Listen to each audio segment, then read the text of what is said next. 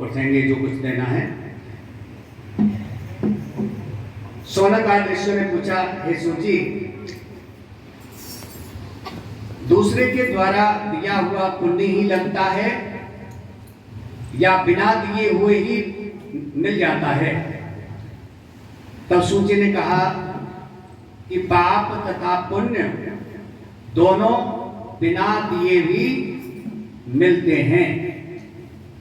सतयुग में एक का किया पाप पुण्य सारे देश को, त्रेता में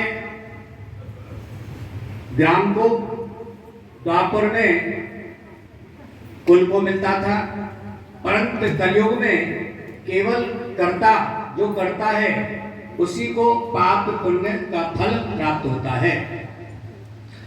एक पात्र में साथ साथ भोजन करने वाले को पाप व पुण्य का आधा आधा भाग मिलता है। दूसरे की निंदा करने वाले, सुनने वाले अथवा चिंतन करने वालों को भी पाप पुण्य मिलता है। दूसरे का द्रव्य चुराकर दान देने वाला ये पाप का भागी होता है।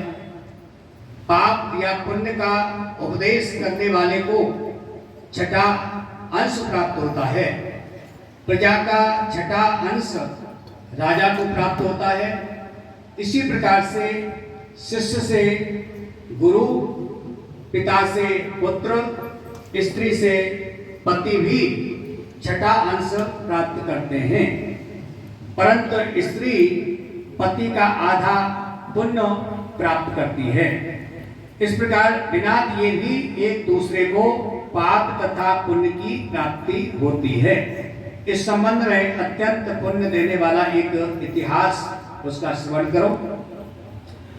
प्राचीन काल में उज्जैनी नामक नगरी में एक धनेश्वर नाम का ब्राह्मणोचित कर्मों से रहित, जुआरी, मदरा पीने वाला, वेश्यागामी, रस, कंबल तथा खाल बेचने वाला अत्यंत पापी एक ब्राह्मण रहता था।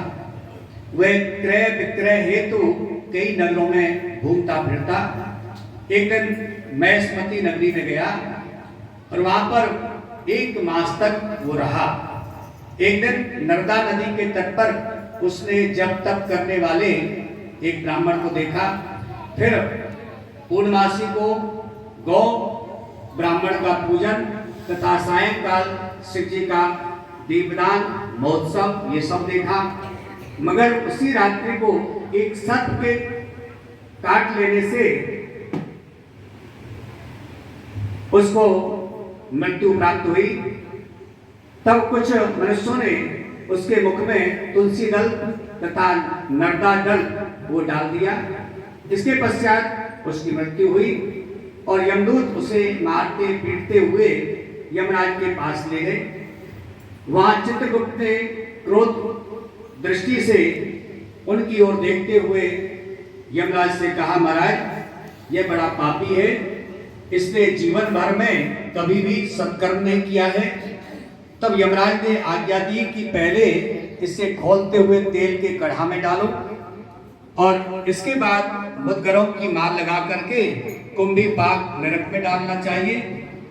परंतु जब उसे खोलते हुए तेल में डाला गया तो तेल एकदम शीतल हो गया।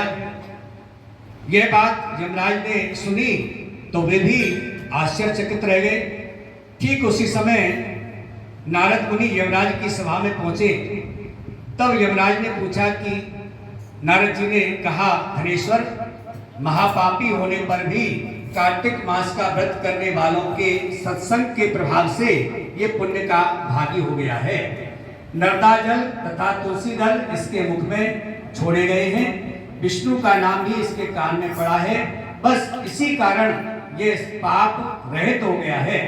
इतना कहकर नारद जी ब्रह्मलोक को चले गए। उधर धनेश्वर कुबेर का अनुगामी धन यज्ञ हुआ, जिसके नाम से अयोध्या नगरी में भगवान गदाधर नाम का तीर्थ विख्यात हुआ। सूत जी कहते हैं, किसी इच्छा से किया गया पाप गीला तथा कामना रहित पाप सूखा ये कहे जाते हैं।